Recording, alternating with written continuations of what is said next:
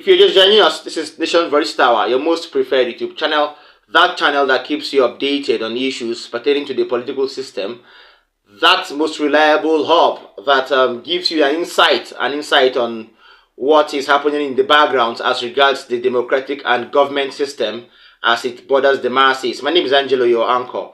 Now, I have gone through lots of files in the last 12 hours, and I've fished out something very important that I feel I should share with my most lovely viewers.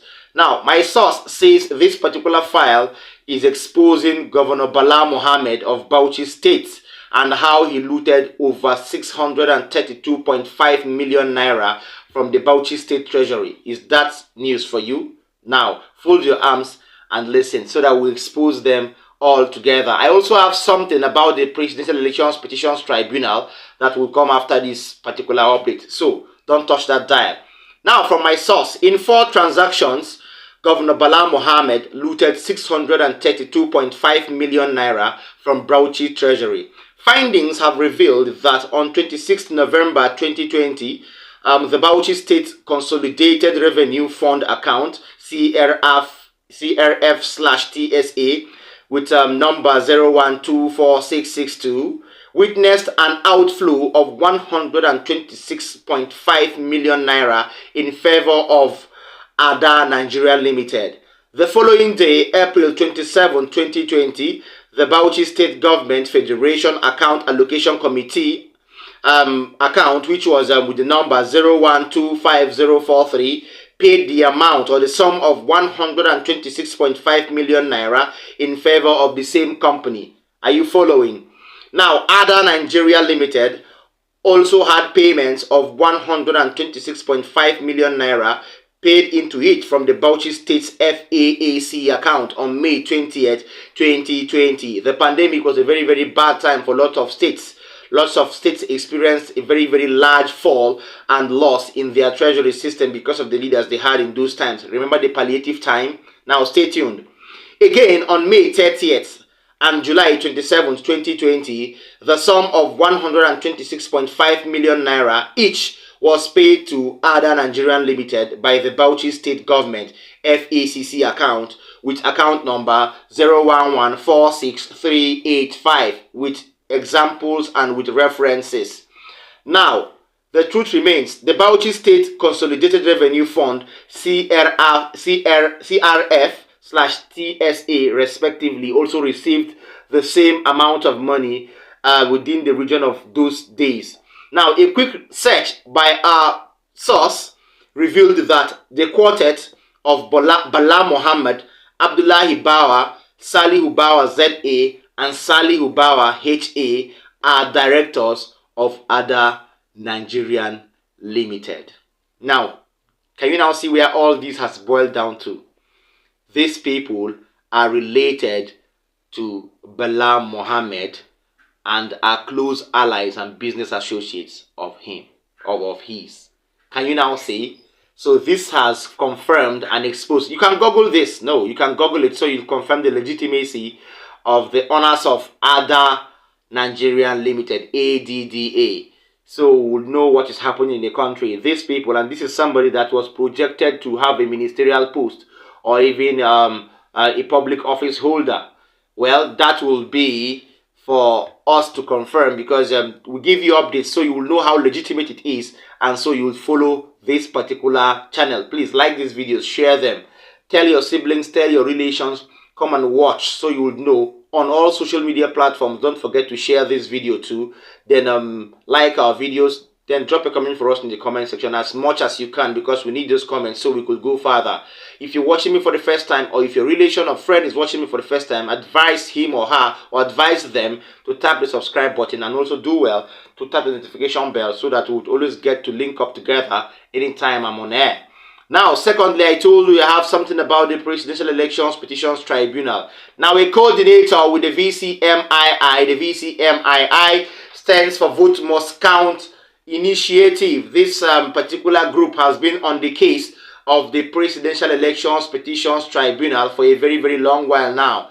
Right from the day of 1st March, the day the results were announced, they have been against INEC and its chairman, Professor Mahmoud Yakubu. In fact, the VMCII have been the same people that staged the protest in front of the Court of Appeal throughout all the days that court proceedings were going on as regards the petitions tribunal. Now, a coordinator with them, Dr.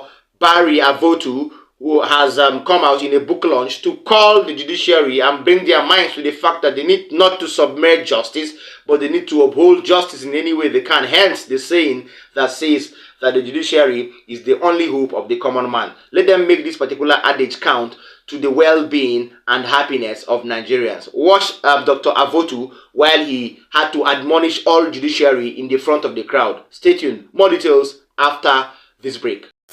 I'd like to first and foremost say that the past government of President Muhammadu Buhari has declared itself as a shamble and a failure in the eyes of Nigerians. And this is because the Constitution of Nigeria, via the Electoral Act, did not enjoy a 60% influence of what it's supposed to enjoy. We saw an INEC that conducted an election and did not follow its laws. We saw a release of results of the presidential elections, and the Electoral Act states that you must be in the capacity of enjoying 25% of votes in 23 states of the Federation and the FCT. With the result INEC released to the world, none of the Peter Obis, of the Atiku Abubakar, or the Asiwaju of the APC made the requirement. But we saw INEC decline somebody as president against the wish of the Nigerian people and the Electoral Act. So we are using this opportunity to ask government for the peace, unity, and tranquility of a country that needs to move forward to put Nigeria in the right proportion. And the only way you can do this is to do the needful. And what is the needful? The needful is to allow the judiciary to concentrate. The government must stop threatening the judiciary from doing their duty. Nigeria belongs to all of us. No Nigerian is more Nigerian than any Nigerian. On the issue of the Electoral Act. Okay, yeah, we'll continue to talk and we'll continue to make our own revelations known. We'll continue to dig deep because one is not in Nigeria doesn't mean one cannot dig deep. So we'll dig deep and we'll know how long we can actually probe this particular government and those who are bad or the bad eggs found in the government. Yes, you've watched the doctor there, and he's saying it categorically that he would not stop with his group. They will not relent in the pursuit of justice until justice is served as regards the Presidential Elections Petitions Tribunal. So we will not say much until the verdict day is given by the tribunal judges. Now, there is something that has been going on throughout the time that the ministerial list came out, and this has sparked up reactions. Members of the Niger Delta and its stakeholders have come out to call out the president, especially his administration and himself, Bala Muhammed Tinubu. They said, why would he scrap out the ministry of the Niger Delta? While there were ministerial announcements of portfolios given, we did not hear anything about the Niger Delta. So he said, why would they scrap out any ministry that has to do with the Niger Delta? There is no more Ministry of Niger Delta Affairs. Why? And you have somebody who was once the Minister of Niger Delta as the Senate President. Are you not smelling something fishy? So please, let us allow you watch this video so you'll understand what this ministry are talking about. Because they are so bitter about the fact that the Ministry of the Niger Delta Affairs has been scrapped out. There is something fishy going on. Stay tuned. More details after this break. Well, we were surprised when the portfolios were given to ministers. And the Ministry of Niger Delta was conspicuously missing. And we had to summon an emergency meeting of the Pan-Niger Delta Forum to deliberate on it, and we came up with the resolutions that we are not accepting the scrapping of the Ministry of Niger Delta Affairs. The Ministry of Niger Delta Affairs was the initiative of President Umaru Musa Yar'Adua, based on the problems that existed in the Niger Delta region. He saw the problems because at that time, the production, oil production, had really gone down to below 800,000 barrels per day, as against the 2.2 or to 2.5 million barrels that was allocated by OPEC. And they agreed that something has to be done. And that ministry was created.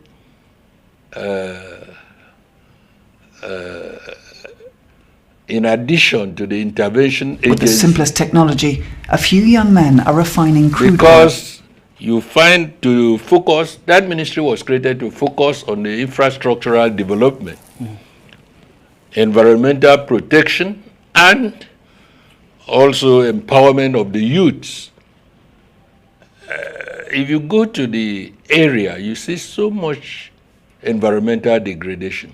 The lifespan of people have been shortened to below 48 years on the average, and any infrastructure you put in the Niger Delta region dilapidates in a very short time. And therefore, these were the things intervention agencies. Intervention agency is never a long-lasting thing.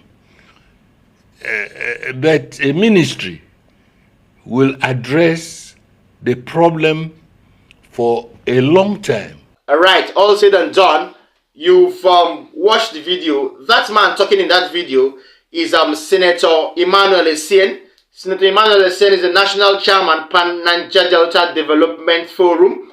The Pan-Niger Delta Development Forum has been the particular parastatal and committee that has been on the case and the issue of the reasons why the Ministry for the Niger Delta was scrapped out of ministerial portfolios.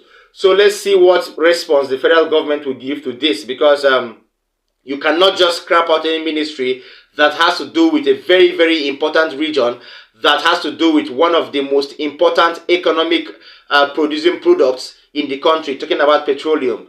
And I think that is why that particular ministry was actually established. So why scrap it out as if you don't want to work with oil again? As if that means the government doesn't even have a plan to work with the petroleum that the country needs to generate its revenue. Hence the reason why we think that Nigerians will continue to suffer in this hike in fuel pump price and the issues pertaining to fuel subsidy, because the federal government doesn't look like a particular administration that will advocate for the use of refineries or even the utility of the Niger Delta Petroleum. Thank you so much for staying with us. See you next time in my next video. From us here is bye.